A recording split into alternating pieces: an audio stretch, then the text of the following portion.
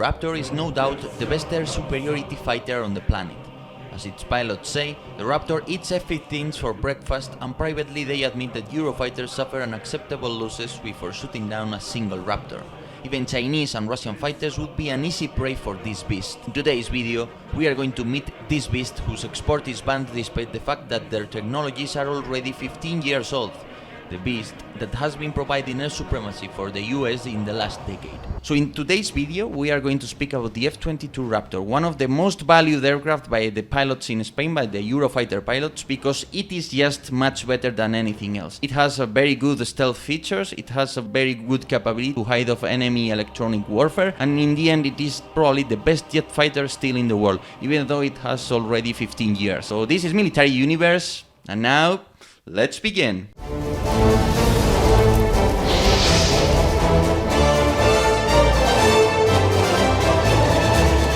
In the 80s, the Soviet Union introduced a superb jet fighter, the Sukhoi 27 Flanker, a threat to its counterparts, the American F-15 and F-16.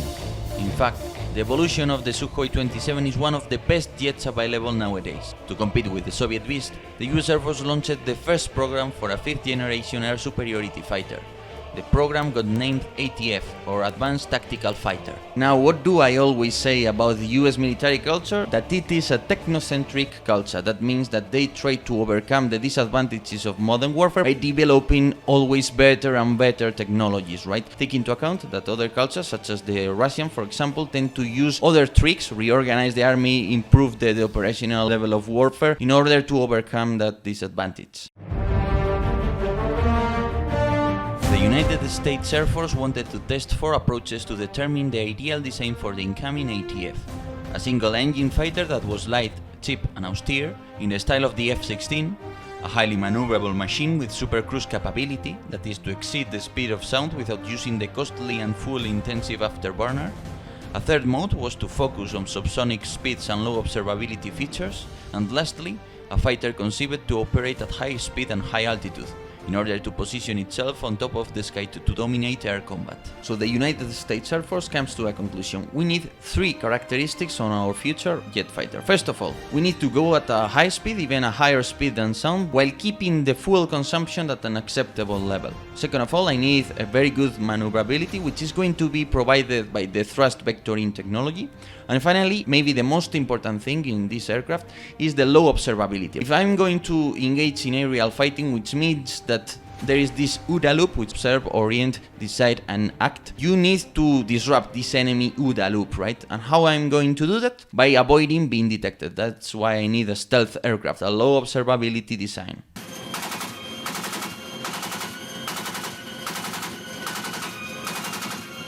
In the 80s, when the F-22 was conceived, aerial warfare was undergoing a period of deep transformations.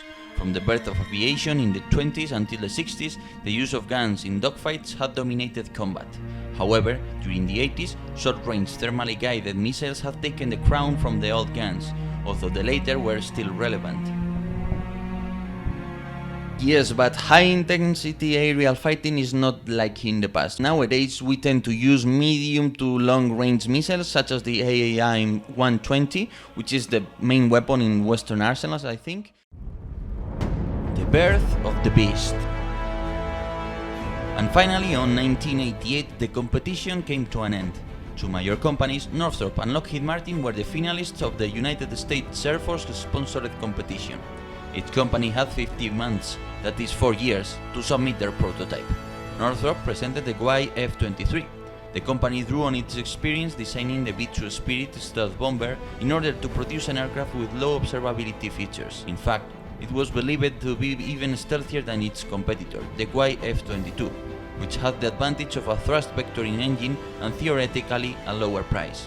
In the end, Lockheed Martin's YF-22 won. Take into account that the F-22 is an uncontrollable aircraft. I mean, it would be uncontrollable if it wouldn't have a software that is always trying to compensate the different elements on the surface controls in order to keep the plane stabilized. But generally speaking, if you wouldn't have all that software running through the plane and doing all those corrections, you wouldn't be able to take control of this machine.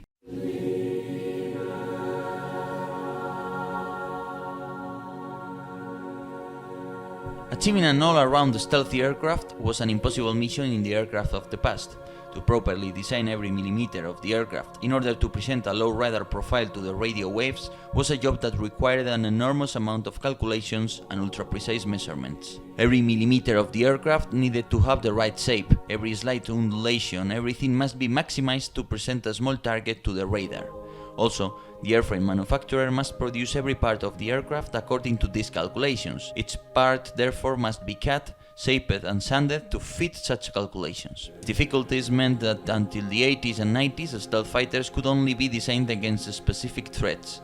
Devices such as the SR-71 Blackbird or the F-117 Nighthawk were maximized against downrange radars that used a limited range of emissions. Now, if in the past I could get stealth just by the shape of the plane, of the design, nowadays I can also use a lot of materials, especially there's a layer of paint, right, covering all the aircraft that is very important in order to do that. But generally speaking, I can do a lot more with the materials than I could in the past. Still, shape is very important, and in that sense all of that knowledge has been applied to the F-22 Raptor, which is an all-around stealth aircraft.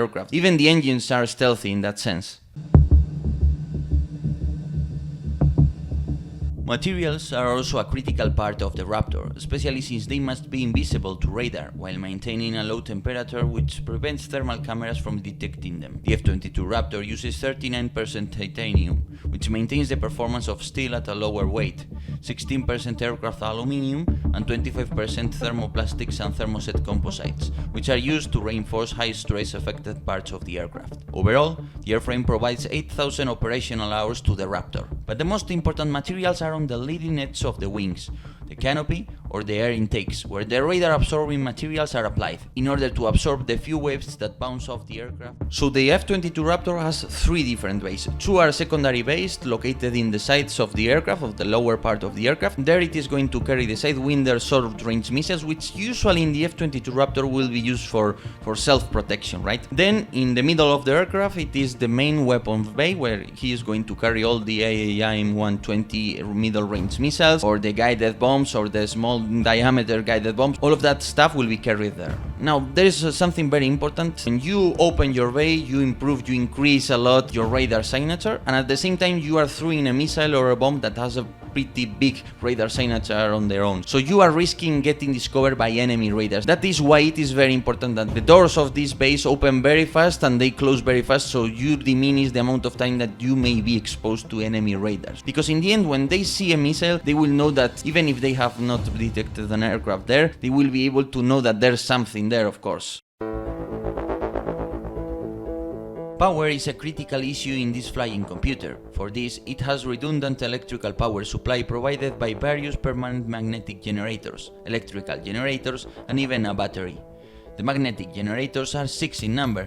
They are located between the engines and the air intakes. They simply take advantage of the air circulating through the jets to generate power. The electric generators are 2 and allow to obtain energy from the fuel. Finally, there is a battery with a limited endurance. All this redundancy protects the F-22 from power failures, and at the same time allows the fighter to withstand significant damage inflicted by anti-aircraft guns and missiles. In combat order, the F-22 Raptor weighs between 34 and 35 tons, but thanks to its powerful vectoring engines, it can do awesome maneuvers.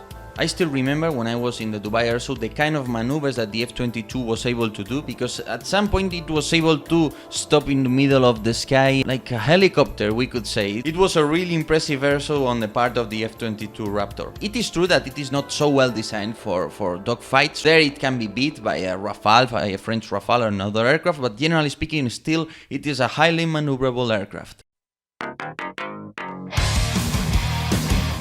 Thrust vectoring allows it to climb to heights unthinkable for other aircraft, and remember that height is a key advantage in aerial fighting.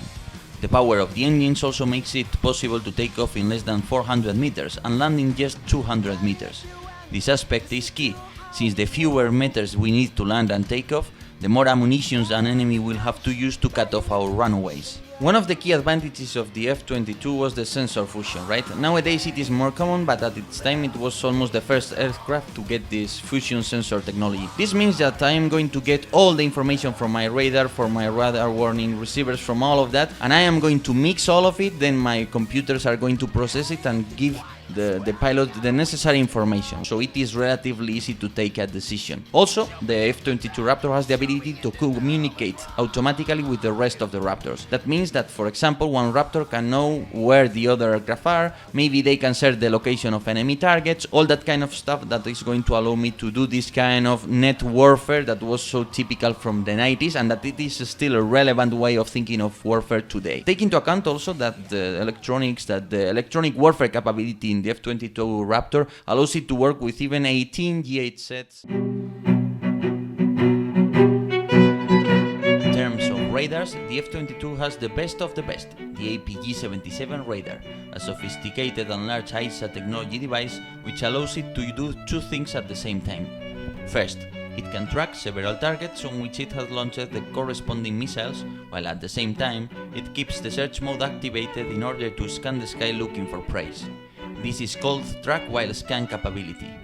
Now, if I turn on my powerful radar and I use all the described functions, the enemy could easily detect my stream of radio waves, couldn't he? Well, I'm afraid not, as electronic stealth has also been taken into account. The APG-77 changes frequency over 1000 times per second, so as not to be detected. In fact, when the F-22 sends data to other fighters, or when it establishes radio communications, it does so by using low intercept techniques, such as sending the emissions in ultra-short intermittent batches, so that they are not easily detected. In air-to-air fighting, there is three main weapons for the F-22 Raptor. First of all, the gun, the M61A2, which is a lightweight version of this Gatling style gun. It is a relatively powerful 20mm weapon that is very typical, and we even saw in the F-105 Starfighter. Then it has the typical short-range AIM-9X Sidewinders, which are very good short-range missiles. Finally, the most important weapon for the F-22 Raptor is the AIM-120 middle-range missile, which the Raptor can carry 6 of them. In the Delta version, which is the last one, it has almost 100 kilometers range. It is a very good radar-guided missile.